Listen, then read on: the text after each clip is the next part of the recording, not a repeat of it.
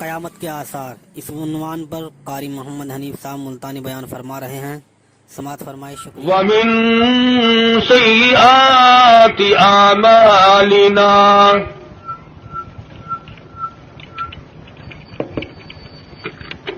مَن يَهْدِهِ اللَّهُ فَلَا مُضِلَّ لَهُ وَمَن يُضْلِلْهُ فَلَا هَادِيَ لَهُ.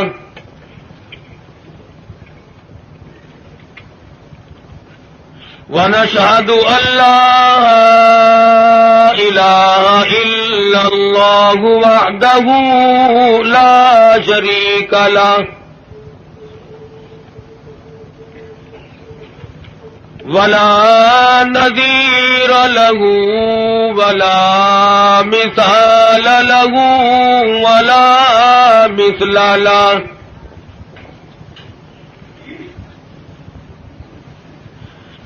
ولا معين له ولا بصير له ولا مشير له.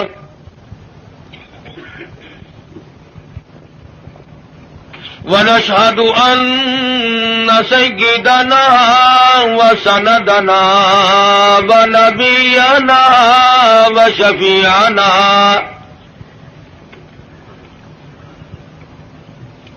وهادينا ومرشدنا ومولانا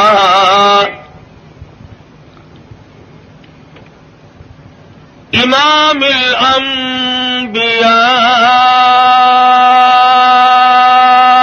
وسيد الأنبياء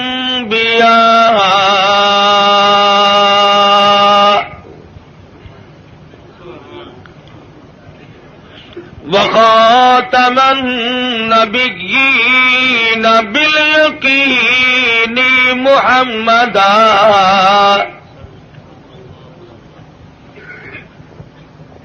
باليقين محمدا عبده ورسوله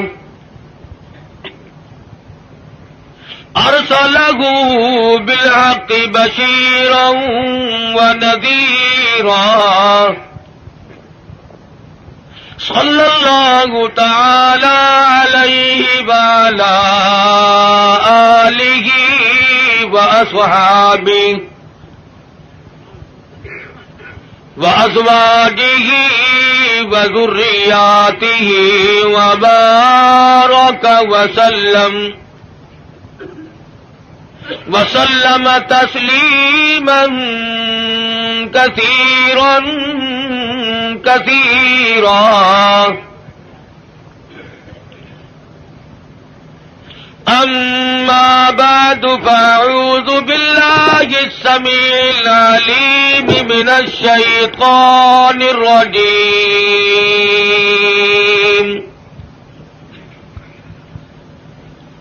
بسم الله الرحمن الرحيم.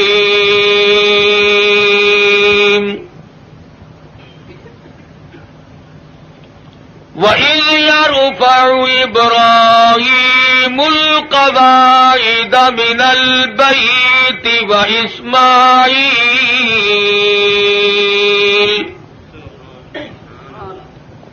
رَبَّنَا تَقَبَّلْ مِنَّا إِنَّكَ أَنْتَ السَّمِيعُ الْعَلِيمُ.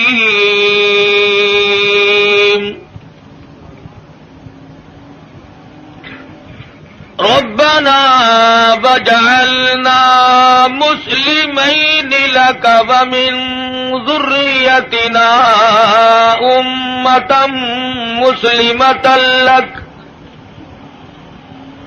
وأرنا مناسكنا وتب علينا إنك أنت التواب الرحيم.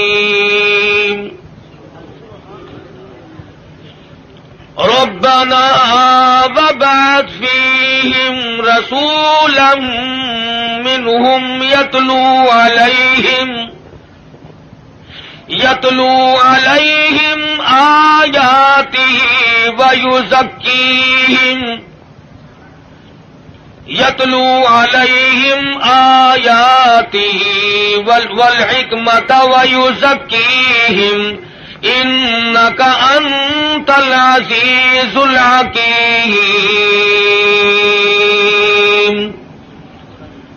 وقال النبي صلى الله تعالى عليه وسلم أنا سيد ولد آدم يوم القيامة.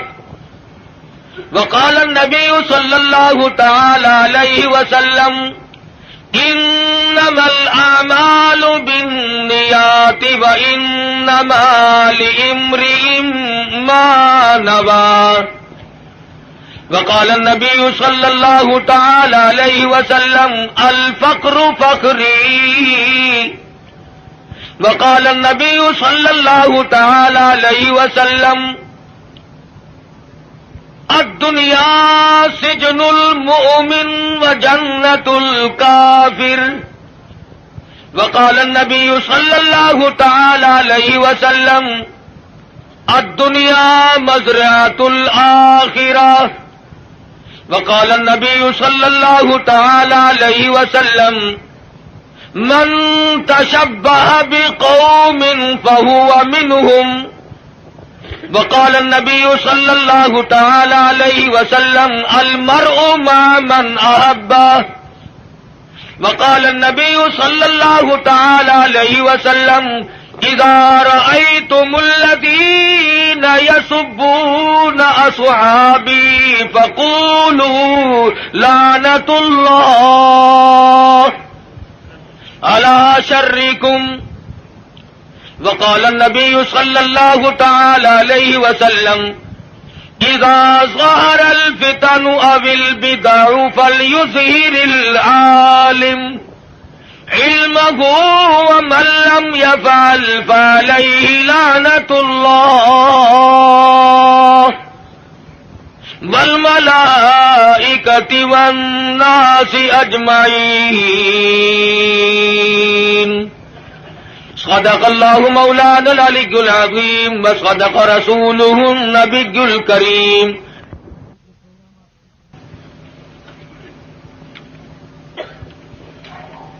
جناب صدر محترم، معزز سامعین، محترم حاضرین، ایک عرصہ کے بعد آپ کے اس قصبہ میں، شہر میں حاضری کا اتفاق اور بیان کا اتفاق ہو رہا ہے. دعا فرماؤ اللہ تبارک و تعالی جل شانہ محض اپنے فضل و کرم سے مجھے کلمات حقہ بیان کرنے کی توفیق عطا فرمائے. آمین. اور ہر مسلمان کو اللہ پاک ہر شر سے، ہر فتنے سے، ہر حادثے سے محفوظ فرمائے. آمین. اور خداوند عالم ہم سب کو اپنے فضل و کرم سے سچا مسلمان اور پکا دیندار بنائے. آمین. ہم سب کو دنیا اور آخرت کی بہتریوں سے نوازے اور ہماری بدعمالی اور ہماری روح سیاہی کو نہ دیکھے اور اپنے فضل و کرم کو دیکھ کر ہم سب کو معاف فرما دے. اس ٹیپ ریکارڈ والے کو اٹھا دو یہاں سے. پھر کہتے ہیں مولوی بڑے بد اخلاق ہوتے ہیں، خود شرم نہیں آتی؟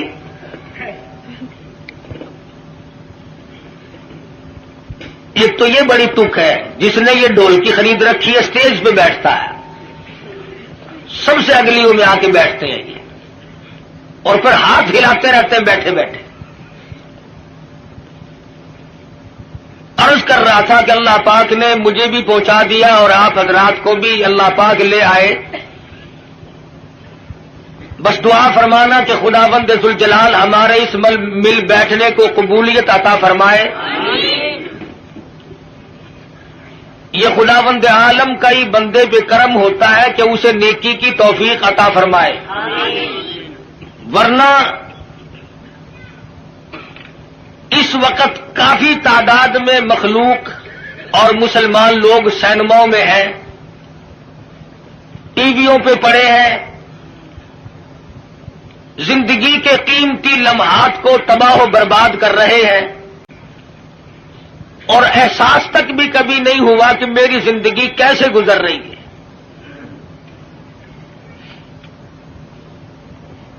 اور میں اس وقت نہ کسی کو گالیاں دینے کا ارادہ لے کر آیا ہوں، اس لیے کہ ملتان سے چل کر کروڑ پکے میں آ کے گالیاں دینا کوئی زیادہ ثواب ہے۔ اور تم میں سے کون سا آدمی ہے جس کو گالیاں دینی نہیں آتی؟ باہر سے آدمی بلوا کر کے گالیاں دلوانا کوئی ضروری ہے؟ اور میں گالی دوں کیسے؟ میرے بزرگوں نے مجھے گالیاں دینا سکھایا ہی نہیں۔ ہم جن اللہ والوں کی جوتیوں میں بیٹھے، انہوں نے ہمیں قرآن و حدیث کی کستوری بخشی، اور نہ میں کسی کو کافر بنانے بھی نہیں آیا، اس لیے کہ کافر بنانا آسان ہے، مسلمان بنانا بڑا مشکل۔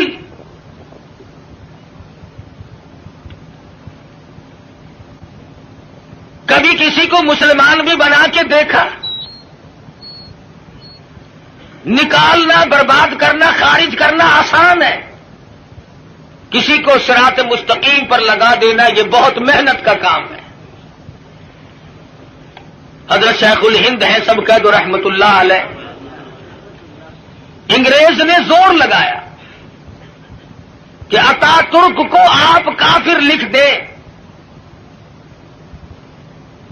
اس اللہ والے نے اپنی پیٹھ پہ کوڑے تو کھا لیے مگر مسلمان کو کافر نہ لکھا۔ جبر و اکراہ بھی ہوا، پریشان بھی کیا گیا، مگر صاف انکار کر دیا کرتے تھے۔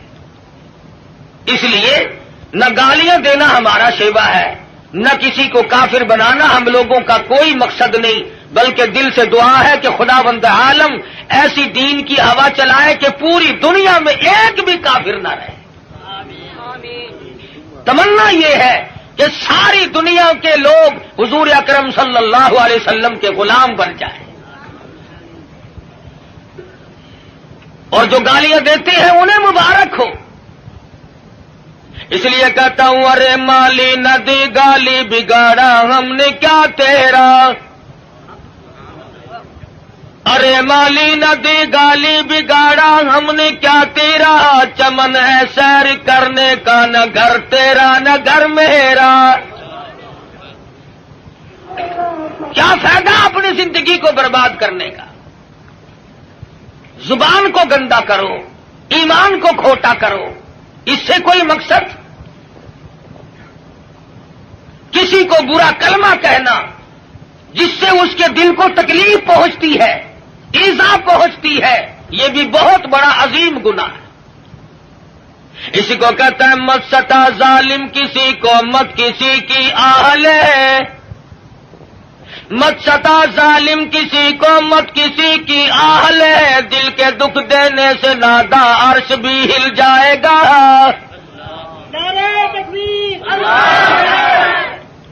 اور پھر ہم تو اس ہستی کے نام لیوا ہیں۔ سیرت کی کتابیں اٹھا کر کے دیکھو، امام الانبیاء محبوب کبریا حضرت محمد مصطفیٰ صلی اللہ تعالی علیہ وسلم کی ذات گرامی ہے۔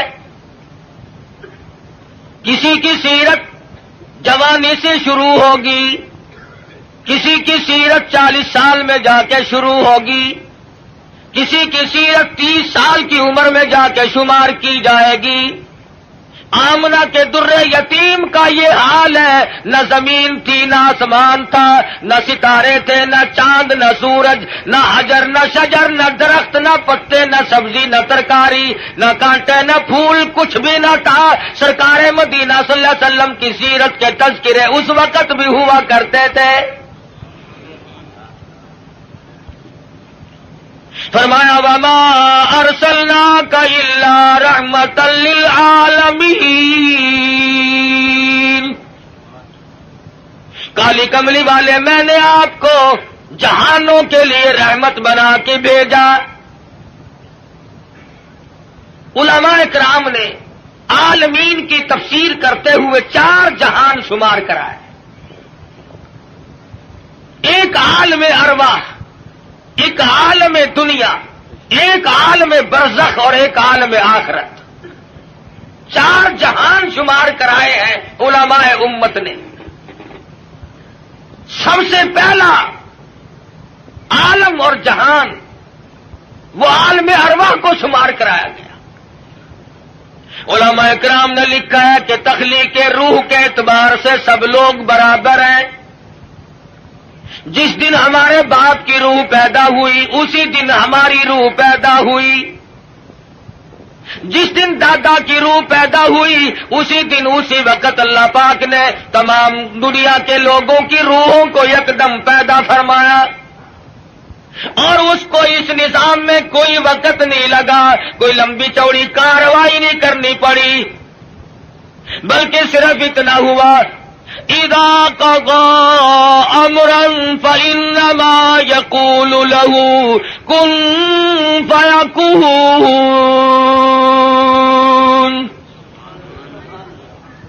جب وہ کسی کام کو کرنا چاہتے تھے اور چاہتے ہیں بس فرماتے ہیں ہو جا، وہ ہو جایا کرتا ہے۔ سارے جان کی روحیں پیدا ہو گئی، تمام روحوں کو ایک جگہ اکٹھا کر کے اللہ پاک نے فرمایا الستو بربکم، اور دنیا میں جانے والوں، عالم ارواح میں رہنے والوں، کیا میں تمہارا رب ہوں؟ اللہ پاک نے عالم ارواح میں امتحان شروع کر دیا۔ دنیا میں جا کر یہ لوگ بگڑ جائیں گے، طرح طرح کے دھندوں میں پھنس جائیں گے، لغویات میں مشغول ہو جائیں گے، ان سے یہی اقرار لے لیا جائے الستو بربکم۔ کلیم اللہ کی روح خاموش ہے، ابراہیم خلیل اللہ کی روح خاموش ہے، روح اللہ کی روح خاموش ہے، نجی اللہ کی روح خاموش ہے، رسولوں کی روحیں خاموش ہیں، پیغمبروں کی روحیں خاموش ہیں، انبیاء کرام کی روحیں جواب نہیں دیتی، ابدالوں کی روحیں خاموش ہیں، قطبوں اور غوثوں کی روحیں خاموش ہیں۔ علماء لکھتے ہیں سب سے پہلے روح محمد الرسول اللہ صلی اللہ علیہ وسلم نے جواب دیا بلا انت ربنا۔ نعرہ تکبیر، بے شک تو ہم سب کا پروردگار عالم ہے۔ علماء لکھتے ہیں جب سرکار مدینہ صلی اللہ علیہ وسلم کی روح مبارک نے جواب دیا، اس کی تقلید کی خلیل اللہ کی روح نے، ذبیح اللہ کی روح نے، کلیم اللہ کی روح نے، روح اللہ کی روح نے، تمام روحوں نے اس کی تقلید کی۔ عالم ارواح میں شور مچ گیا بلا انت ربنا۔ عالم ارواح کی سرداری اللہ تبارک و تعالیٰ نے امام الانبیاء محبوب کبریا حضرت محمد مصطفیٰ صلی اللہ علیہ وسلم کو عطا فرمائی۔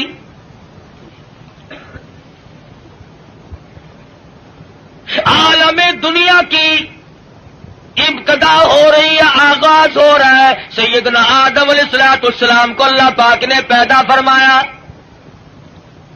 جنت میں قیام ہے، تنہائی کی وجہ سے وحشت محسوس کرتے ہیں، تنہائی محسوس ہو رہی ہے، اللہ تبارک و تعالیٰ نے ایک عورت پیدا فرما دی۔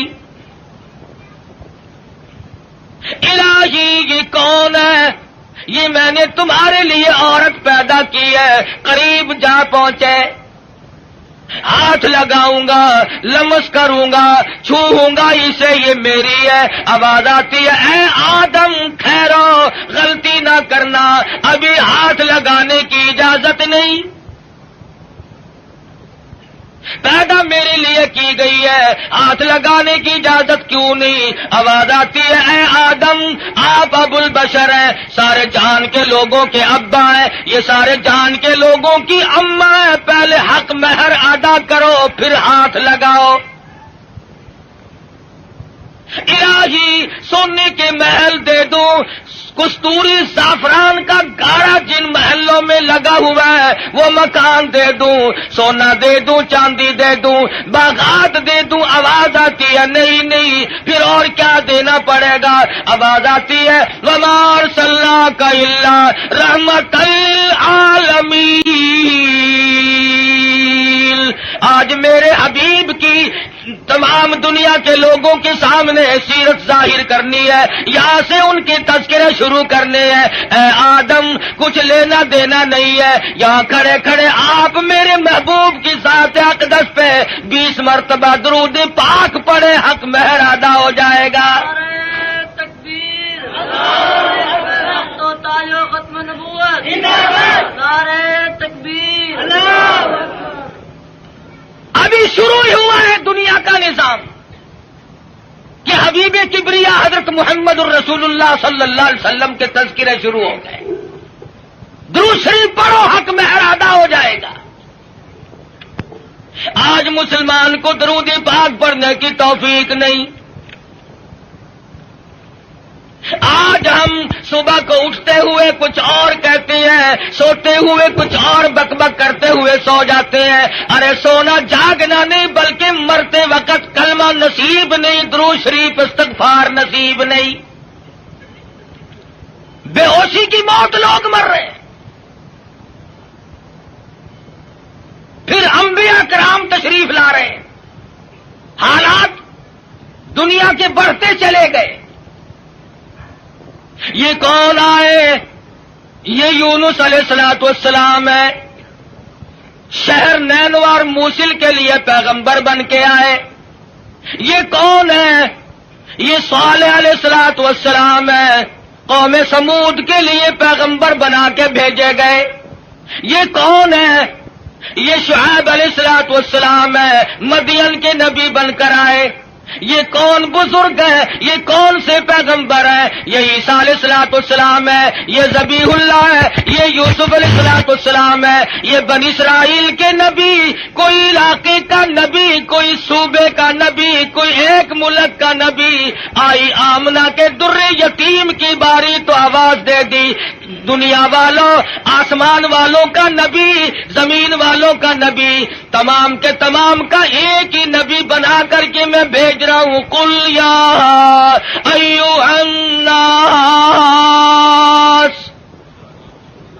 انی رسول اللہ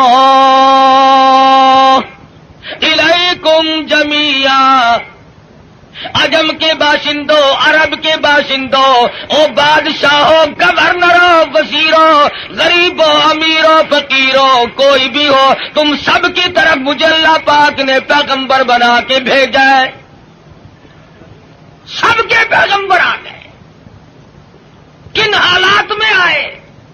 نہ گفتہ بے حالات لوگوں کے بن چکے تھے، ضمیر فروشی لوگوں کا مزاج بن گیا تھا، بدماشی گھوٹی میں پڑ گئی تھی، جہالت نے ڈیرے ڈال رکھے تھے، کمزور کی زندگی دو بھر اور اجیرن ہو گئی تھی، کوئی کسی کا پرسان حال نہیں تھا۔ کس شان کے ساتھ اللہ تبارک و تعالی نے حضور اکرم صلی اللہ علیہ وسلم کو دنیا میں مبعوث فرمایا۔ سیدہ آمنہ خاتون کہتی ہیں کہ جب حضور پیدا ہوئے تو مجھے ایک نور دکھائی دیا جس سے زمین و آسمان جگمگا اٹھے، روشنی روشنی پھیل گئی، اور فرماتی ہے میرا جی چاہا کہ میں اپنے یتیم کو دیکھوں۔ میں جھانک کے دیکھنے لگی، دیکھتی کیا ہوں کہ میرے یتیم کا پیشانی اور ماتھا زمین پہ رکھا ہوا ہے، سجدہ فرما رہے ہیں۔ دنیا میں جلوہ گر ہوتے ہی سجدہ کیا تاکہ لوگوں کو یہ بتا دیا جائے کہ میں تو لوگوں ایک اللہ کے دروازے پہ تمہیں سجدہ کرنے سکھانے آیا۔ فرماتی ہے میں نے پیار کر کے گود میں لے لیا، ادھر میں نے پیشانی پہ بوسہ دیا، ادھر شہادت کی انگلی اٹھا کر آسمان کی طرف اشارہ فرما رہے ہیں۔ میں اس ایک کو ماننے آیا ہوں، ابھی تو ابتدا ہے۔ ہم کئی مرتبہ سوچتے ہیں جی ابھی تو بچپن ہے میرا، جوانی آئے گی، بڑھیپا آئے گا، پھر مرتے وقت ایسی نیکی کروں گا جس سے ابدال بن کے مروں گا۔ ساری عمر برباد کرنے کے بعد یہ تمنا رہتی ہے، اور حالت یہ مجذوب کہتا ہے قدم سوئے مرقد نظر سوئے دنیا، قدم سوے مرکز نظر سوے دنیا، کدھر جا رہے ہو کدھر دیکھتے ہو؟ رات دن زندگی کو کاٹ رہے ہیں، قبر کے قریب کر رہے ہیں، اور ہم دن بدن دنیا کی غفلتوں میں پھنسے چلے جاتے ہیں، سوچا تک نہیں کبھی۔ بڑھےپا آ جاتا ہے، سفید بال آ جاتے ہیں، پھر بھی ہمیں کبھی موت کا فکر دامنگیر نہیں ہوا۔ کیوں ہو؟ کیا ضرورت پڑی؟ حضور اکرم صلی اللہ تعالی علیہ وسلم کی ذات اقدس یتیم پیدا ہوئی۔ حلیمہ کہتی ہے میرے پاس میرا ساتھی بچہ تھا، لوگوں نے مجھے اپنا بچہ اس خوف سے نہیں دیا کہ یہ اپنے بچے کو تو پالے گی اور ہمارے بچے کو بے پرواہی کر کے خراب کرے گی۔ چلتی چلاتی حضور کے دروازے پہ آ گئی، کہنے لگی آمنہ مجھے کم سے کم اپنے یتیم کی زیارت تو کرا۔ کہتی ہے جب آمنہ خاتون نے چٹی چادر حضور کے چاند جیسے چہرے سے اٹھائی، حلیمہ کی آنکھیں چندھیا گئی اور کہنے لگی میری آنکھوں نے آج تک اتنا حسین بچہ کوئی دیکھا نہیں۔ حلیمہ کہتی ہے میں نے بھی نہیں دیکھا، آمنہ فرماتی ہے میں نے بھی نہیں دیکھا۔ آواز آتی ہے، جبریل کہتے ہیں او حلیمہ او آمنہ تم کہاں سے دیکھ لیتے؟ تمہارے سامنے تو صرف قریش کے بچے ہیں، بنو سعد کے بچے ہیں۔ میں مشرق کا چکر لگاتا ہوں، میں مغرب کا چکر لگاتا ہوں، شمال میں پھرتا ہوں، جنوب کا چکر لگاتا ہوں، رب کبریا کی قسم آج تک میری آنکھوں نے اتنا حسین دیکھا نہیں۔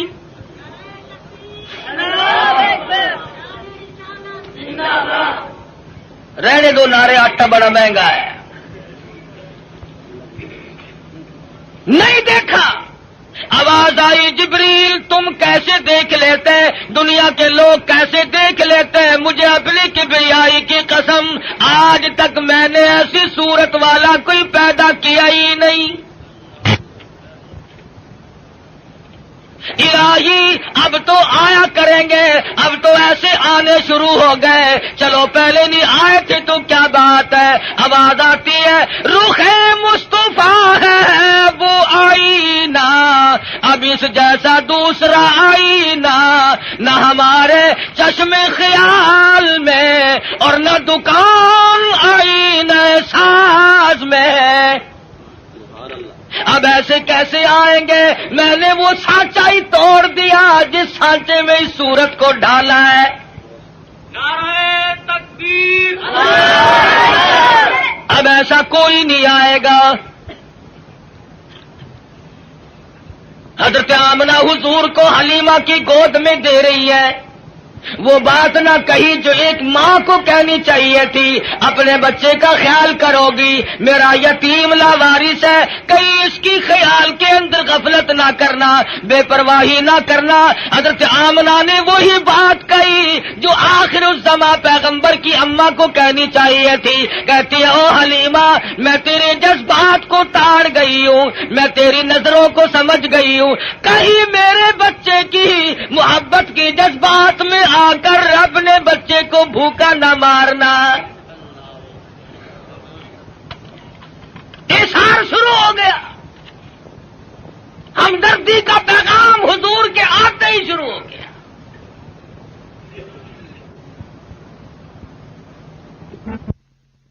پوچھو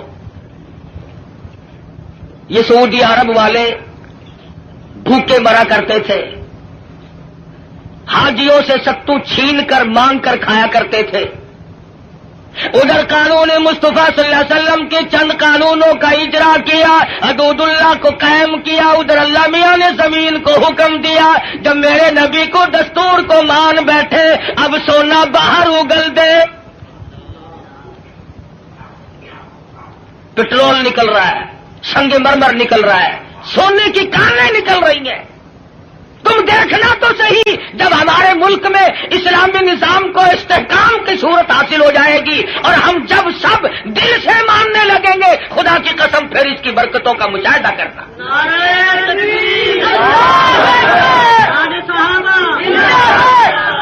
ابھی تو آیا ہی آیا ہے نا۔ مسلمانوں نے بڑا غضب کیا، بڑا ظلم کیا۔ کوٹھی زندہ کے لیے، بنگلہ زندوں کے لیے، کار موٹر زندوں کے لیے، ہوائی جہاز زندوں کے لیے، سبزی ترکاری پھل فروٹ سارے کے سارے زندوں کے لیے، عورت مرد زندہ مرد کے لیے، مرد زندہ عورت کے لیے، کپڑا لتا خرچ اخراجات یہ تمام کی تمام زیبائش اور نعمتیں زندوں کے لیے۔ مسلمانوں نے کتنی بڑی بے انصافی کی، خدا کا قرآن مردوں کے لیے۔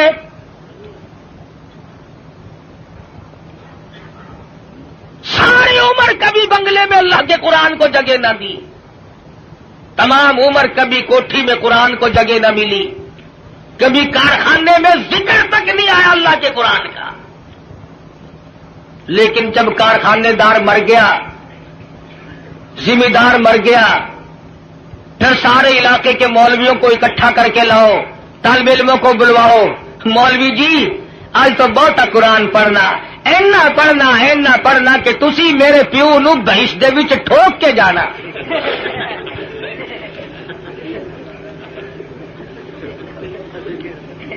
ساری عمر نیڑے نہیں آیا کبھی، شرابیں رج رج کے پی، بدماشی کی، بغاوت کی،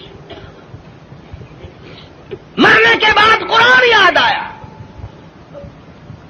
اس کا مطلب یہ ہوا کہ یہ قرآن مردوں کے لیے آیا، زندوں کا اس میں کوئی حصہ نہیں ہے، تھوڑا سا۔ مولوی صاحب نستر والوں نے بھی جواب دے دیا، ڈاکٹروں نے بھی جواب دے دیا، حکیموں کو دکھا بیٹھے ہیں، ڈاکٹروں کو دکھا بیٹھے ہیں۔ ہن تسی کچھ اللہ اللہ کر دو، اللہ دے نام وچ برکت آخر ہوندی ہے۔ آخر گولی ٹکا انجیکشن آپریشن معجون پہلے، خدا کا قرآن پچھو۔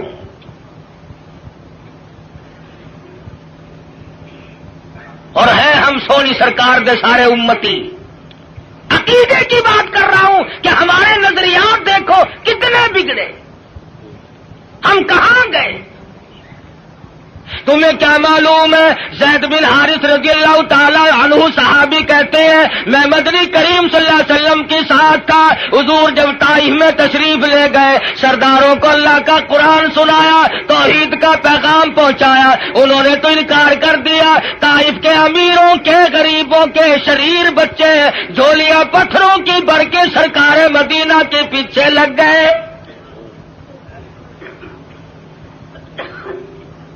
صحابی کہتا ہے میں نے بڑی کوشش کی، چاروں طرف سے آنے والے پتھر میں اپنے سینے میں کھاؤں۔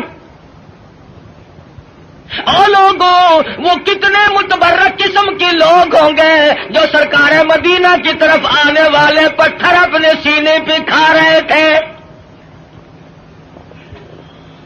صحابی کہتا اچانک میرے کانوں میں، حضور کی پنڈلی میں، حضور کے ٹخنوں میں کڑاک کڑاک کر کے پتھر لگنے کی آواز آنے لگی۔ اتنا صدمہ عظیم پہنچا، حضور کو اتنی تکلیف پہنچی۔ صحابی کہتا ہے میری آنکھوں نے دیکھا حضور چکر کھا کر زمین پہ بیٹھ گئے۔ ایسی اعلیٰ درجے کی صورت، ایسی سیرت والا، ایسی صورت پہ آج لوگ پتھر مار رہے ہیں۔ صحابی کہتا حضور 4 مرتبہ بیٹھے، باہر تشریف لے آئے، کھجور کے سائے میں قیام پذیر ہوئے۔ میری آنکھوں نے دیکھا پنڈلیوں سے لہو بہ رہا ہے، قدم مبارک زخمی ہے، نالین مبارک لہو میں تربتر ہے۔ میں دیکھ رہا تھا حضور اس وقت کیا فرمائیں گے۔ صحابی کہتا ہے حضور نے دامن پھیلایا اور آسمان کی طرف چہرہ انور اٹھایا اور فرمانے لگے او مالک کائنات، او زمین و آسمان کے مالک، دیکھ لے میرا کیا حال بن گیا، اب تو مجھ سے راضی ہو جا۔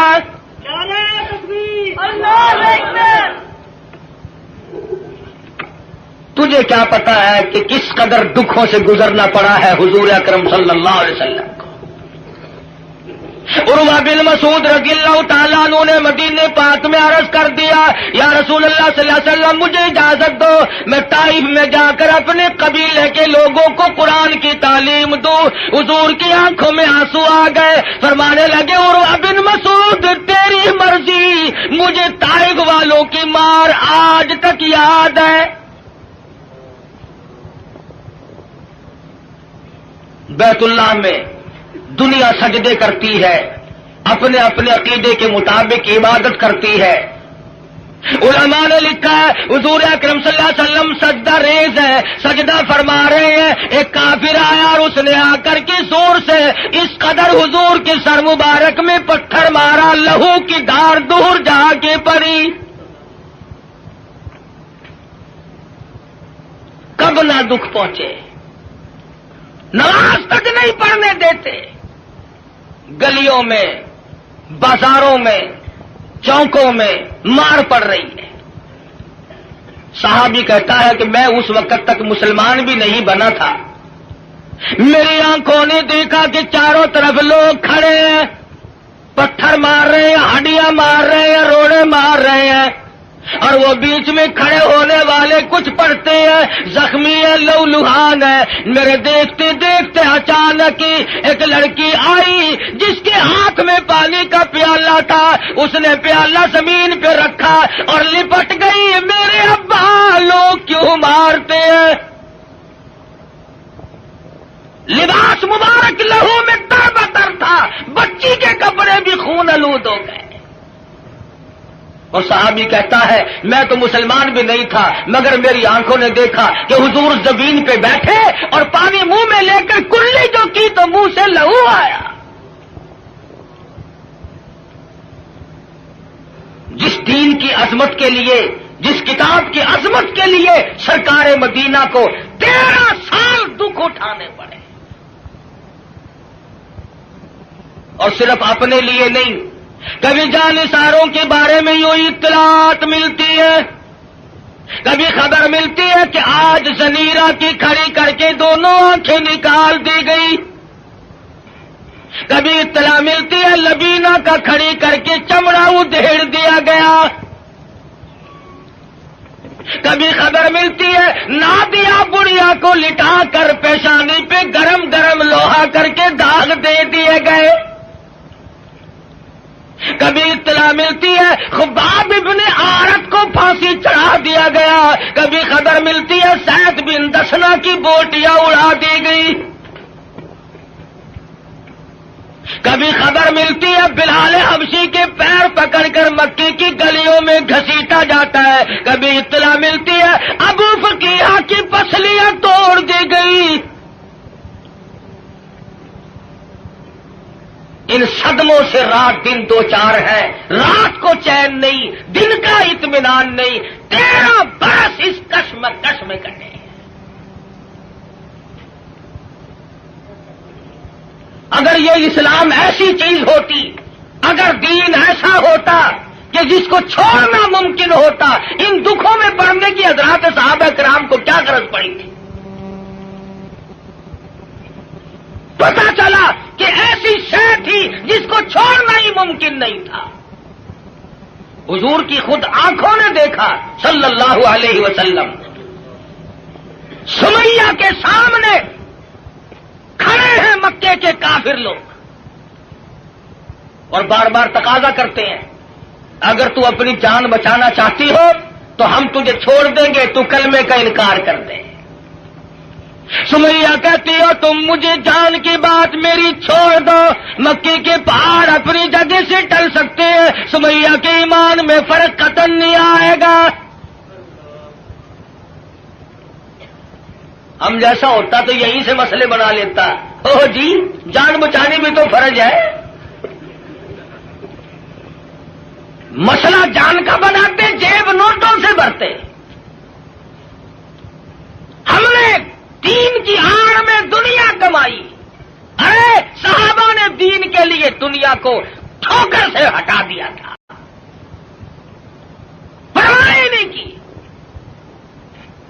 ہم جیسوں کے لیے فرمایا کلو تمتعوا قلیلا انکم مجرمون، کھا لو پی لو مزے اڑا لو چند دنوں کے لیے، اور تم پرلے درجے کے مجرم۔ یعرف المجرمون بسیماہم فیؤخذ بالنواصی والاقدام، پیشانی کے بال پکڑ کر گھسیٹ کر جہنم میں پھینک دیا جائے گا۔ صحابہ نے ایمان نہیں بچایا، نعوذ باللہ جان نہیں بچائی، ایمان بچایا۔ جانتے تھے کہ دنیا اور آخرت میں چلنے والا سیکھا ایمان ہے، اگر ایمان چلا گیا تو پھر پلے کچھ نہیں رہتا۔ ہم لوگ تو اللہ کی بے نیازی کا زبان سے اقرار کرتے ہیں، تم کروڑ پکے والے بھی اللہ میاں کو بے نیاز مانتے ہو کہ نہیں؟ اللہ بے نیاز ہے؟ آہستہ بول لو کوئی سن نہ لے۔ بڑا بے نیاز بادشاہ ہے، جب وہ چاہے تو قطرے کو سمندر کر دے، اور جب وہ چاہے تو یتیموں کو پیمبر کر دے۔ بڑا بے نیاز بادشاہ ہے، جب وہ چاہے تو گنجے کو اندر کر دے، کون ہے روکنے والا؟ او بھائی ٹیپ ریکارڈ والے گھر لے جا اپنے، خدا کا واسطہ۔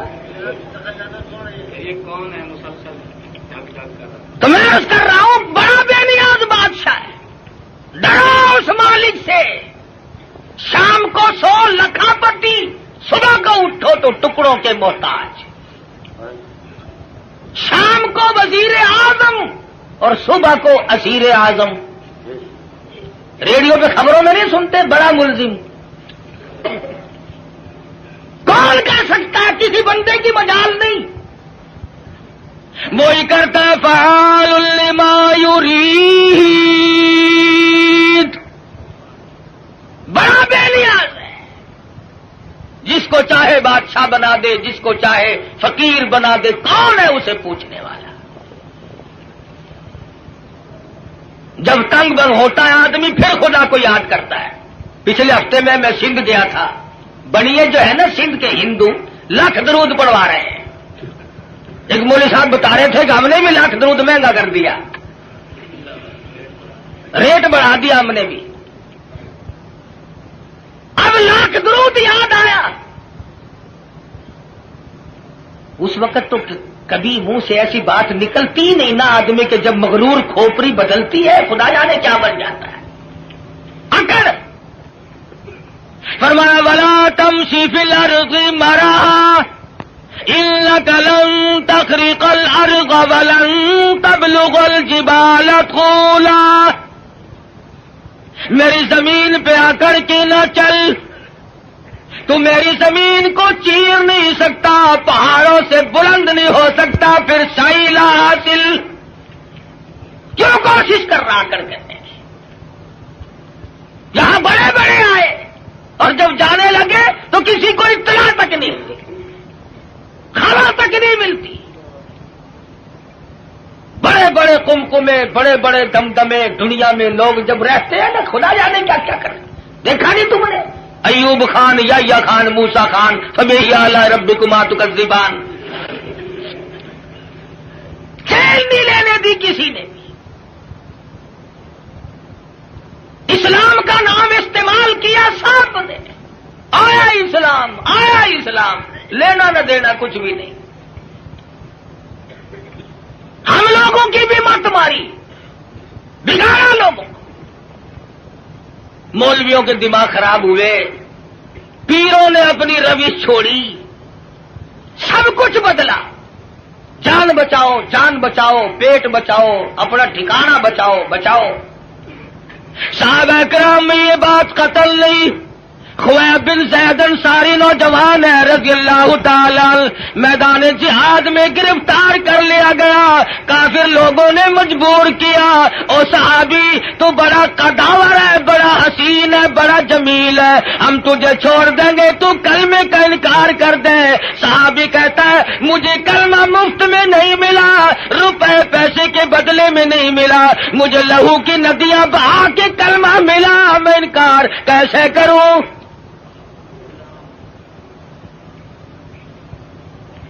کافر کہنے لگا دائیں ہاتھ کی چھوٹی انگلی کو کاٹ دو، ایک انگلی کاٹی پھر پوچھا، دوسری انگلی کاٹی پھر پوچھا، تیسری انگلی کاٹی پھر پوچھا، چوتھی کو کاٹ دیا، پانچوں انگلیاں اڑ گئی، ہاتھ کی بائیں ہاتھ کا نمبر آ گیا، ایک ایک کر کے انگلی اڑا دیا، پیروں کی انگلیاں کاٹی سب سے پہلے، دونوں پیروں کی 10 انگلیاں اڑا دی، اور صحابی سے پوچھا بتا تیرا کیا پروگرام ہے؟ صحابی کہتا ہے وَلَا تَقُولُوا لِمَن يُقْتَلُ فِي سَبِيلِ اللَّهِ أَمْوَاتٌ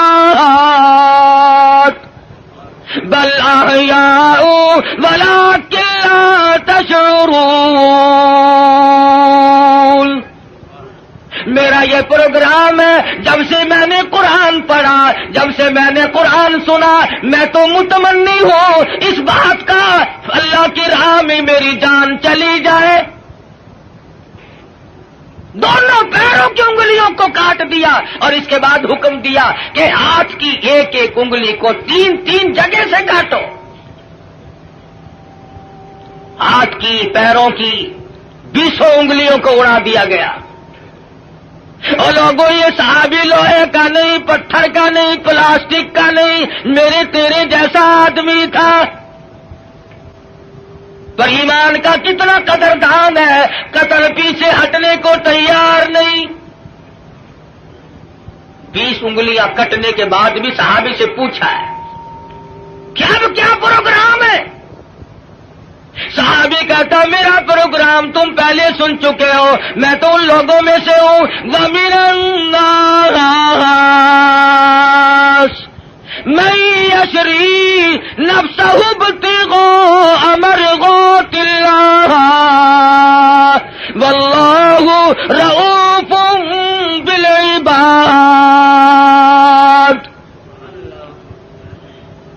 میں نے تو اللہ سے سودا کر رکھا ہے، جان اس کی ہے، اس کی رضا میری ہے، میں نے تو اس سے سودا کر لیا، جان نہیں بچائی۔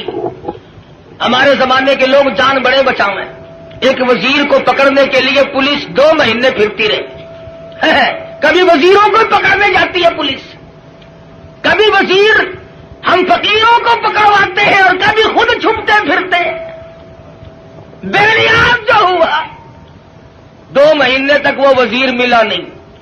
ایک دن پتا چلا کہ آج بنگلے میں ہے، پولیس والے تہجد کے وقت آئے، چھپا مارا، یہ سارے تہجد پڑھتے ہیں پولیس والے، چھپا کے پڑھتے ہیں، رات کو آپ کو دکھا کے نہیں۔ سارے مکان کی تلاشی لے لی، ملا ہی نہیں۔ میں نے کہا حد ہوگی، گیا کہاں؟ وزیر سیانے تو ہوتے ہی ہیں، اس نے سوچا آج تو یوں کام چلے گا، زنانی چادر اوڑھ کے دودھ بلونے بیٹھ گیا۔ پولیس والوں نے سوچا کوئی پرانی بڈھڑ ہے، دودھ بلو رہی ہے، اسے کیا پوچھنا چھیڑنا ہے۔ اللہ بڑا بے نیاز ہے، وہ ڈھونڈتے پھر رہے تھے نا، کھانسی اٹھ کھڑی ہوئی۔ پولیس والے کہنے لگے کہ کھانسی مردانی کام زنانہ، قصہ کیا ہے یہ؟ چادر اٹھا کے دیکھا تو شیخ رشید دودھ بلو رہا ہے۔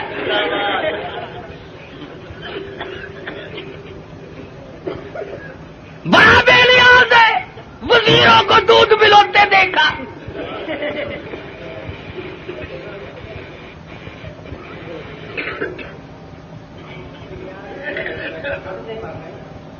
مرضی ہے نا اس کی، دماغ خراب ہو جاتے ہیں لوگوں کے۔ یہ رامے نہیں، رامے جانتے ہو رامے کو؟ پنجاب کا وزیر اعلیٰ تھا، پچھلے دنوں میں حاصل پور منڈی میں تقریر کی، کہنے لگا میں ان مولویوں کے پیٹ پھوڑ کے حلوہ نکال کے چھوڑوں گا، پیٹ پھوڑ کے۔ دوسرے تیسرے دن وہاں میرا موقع لگ گیا، میں نے کہا وزیر صاحب پیٹ پھوڑنے کی کیا ضرورت ہے، ہمیں تکلیف دے کر خامخواہ حلوہ نکالنا ہے، اگر پیٹ میں پڑا ہوا ہی نکالنا ہے تو صبح تشریف لے آنا، نکلا ہوا دے دیں گے۔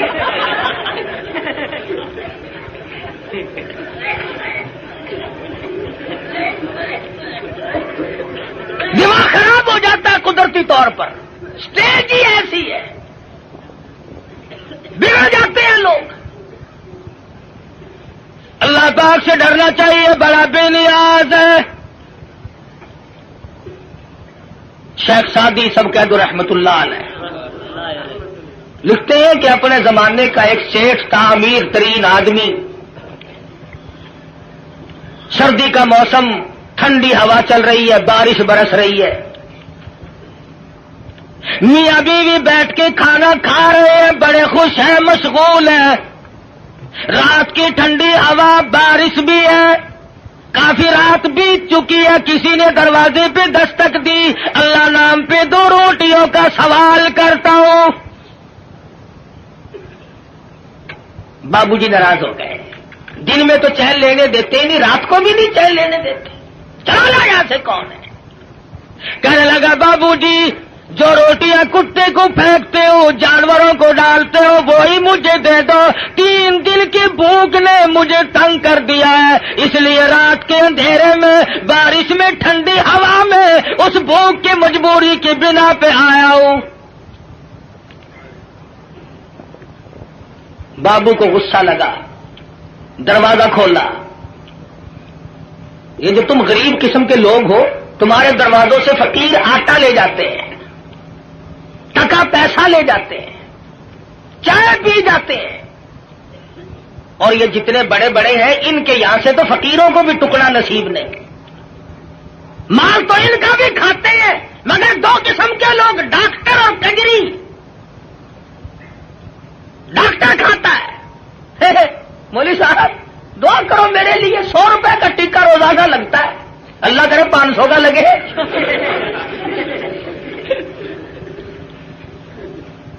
پتا ہے تم غریبوں کو کتنے ٹکے لگاتے ہو؟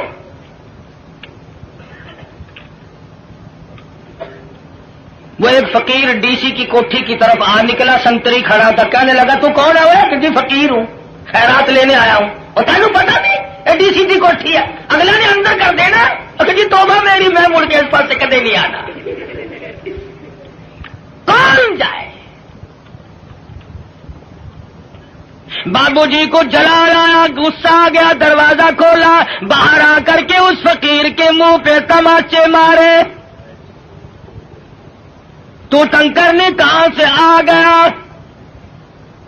پہلے اس نے اس کے دروازے پہ صدا کی تھی، پھر اس مالک الملک کے دروازے پہ صدا کر دی. او میرے مالک، واللہ الغنی وانتم الفقراء، تو غنی ہے، سارا جہان تیرے در کا محتاج ہے، فقیر ہے. او میرے معبود، میں فقیر خود نہیں بنا، یہ امیر خود نہیں بنا، مانگی روٹی ملے تماچے، تیری مرضی. وہ تو سب کی سنتا ہے. لگا کاروبار میں گھاٹا پڑنے، آج یہ دکان گئی، کل وہ کارخانہ گیا، گھٹتے گھٹتے ٹکڑوں کا محتاج ہو گیا. کیا کمی ہے اس کے یہاں گھٹانے اور بڑھانے کے لیے؟ رشتہ دار، عزیز و اقربا، یہ اسی وقت تک ہے جب تک گاڑی چل رہی ہو. رک جائے پھر کوئی کسی کا اس دنیا میں نہیں بنا کرتا. اچھا بھلا کام چل رہا ہو، سب کہتے ہیں میرے چچا لگتے ہیں، یہ میرے ماموں جان ہے، یہ میرے تایا جی ہے. اور پلے نہیں ہونا کہ یہ کون ہے، تم اسے پہچانتے ہو؟ مینو کی پتا خبر کون پھرتا ہے. گاڑی جو رک گئی، بالآخر یہاں تک گھٹا، ٹکڑوں کا محتاج ہو گیا. بیوی کہنے لگی اب تو تیرے پاس روٹی کا بندوبست بھی نہیں، مجھے طلاق دے، میری جان چھوڑ. وہ بھی طلاق لے کر چلی گئی. اس نے جا کر کسی دوسری جگہ شادی کر لی. جس جگہ اس نے جا کے شادی کی ہے یہی عورت اور اس کا خامند. اتفاق ایسا بنا وہی موسم ہے، سردی کا موسم ہے، ٹھنڈی ہوا چل رہی ہے، بارش برس رہی ہے، رات کا وقت ہے، کھانا کھانے کے لیے ہاتھ دھو کے بیٹھے ہیں. کسی نے دروازے پہ دستک دی. اللہ نام پہ 2 روٹیوں کا سوال کرتا ہوں. وہ اس کا خامد کہنے لگا کہ ہم نے تو دوپہر بھی کھائی تھی، یہ جو اس سردی میں آیا ہے خدا جانے کب کا بھوکا ہے، یہ سارا کھانا جا کے دیا، ہم تو اور پکا لیں گے، یہ خام خواہ آوارہ پھرنے کا ٹائم نہیں، شدید سردی ہے، بارش برس رہی ہے، بھوک نے بےتاب کیا غریب کو۔ عورت کھانا دینے گئی، واپس آئی تو روتی ہوئی آئی۔ خامد نے پوچھا کیا بات ہے تم ڈر گئی؟ کہنے لگی نہیں نہیں، گھبرا گئی۔ کہتی ہے نہیں نہیں، پھر کیا بات ہے، روئی کیوں؟ عورت کہتی ہے اس مالک کی بے نیازی کو دیکھ کر مجھے رونا آ گیا، جس فقیر کو کھانا دے کے آئی ہوں اس فقیر کو میں نے پہچان لیا، اسے میں نے جان لیا۔ کیا بتاؤں، اپنے زمانے کا بہت بڑا سیٹھ امیر آدمی تھا اور وہ میرا پہلا خامن تھا، آج میرے دروازے پہ ٹکڑے مانگنے آیا۔ خامن کہنے لگا اگر تم تسلی سے سنو اور گھبراؤ نہ تو کوئی راز کی بات تمہیں میں بھی بتا دوں۔ عورت کہنے لگی کیا بتاؤ گے؟ خامن کہتا ہے رب کبریا کی قسم، میں وہی فقیر ہوں جس کو تیرے خامد نے تماچے مارے تھے، وہی ہوں میں۔ آج میری جگہ وہ ہے، اس کی جگہ میں ہوں۔ فعال لما یرید، بڑا بے نیاز ہے، کون اسے روکے کون اسے ٹوکے، سارا جان اس کے لیے۔ یا ایھا الناس انتم الفقراء الی اللہ واللہ هو الغنی الحمید۔